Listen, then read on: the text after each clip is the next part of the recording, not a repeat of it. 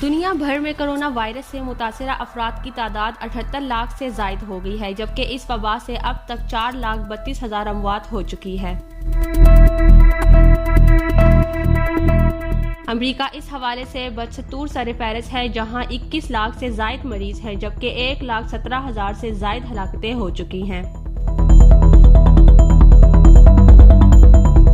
Brazil में भी 8.5 लाख से जायद अफराद इस वबा से मुतासर हुए, जबकि हलाकतों की तादाद 42,000 से तजावज़ कर गई है। दूसरी ममालिक की तरह पाकिस्तान में भी इस वबा से मुतासरा अफराद की मजमूई तादाद 1,29,811 हो गई, जबकि जाबाहक अफराद की मजमूई तादाद 2,551 हो गई है।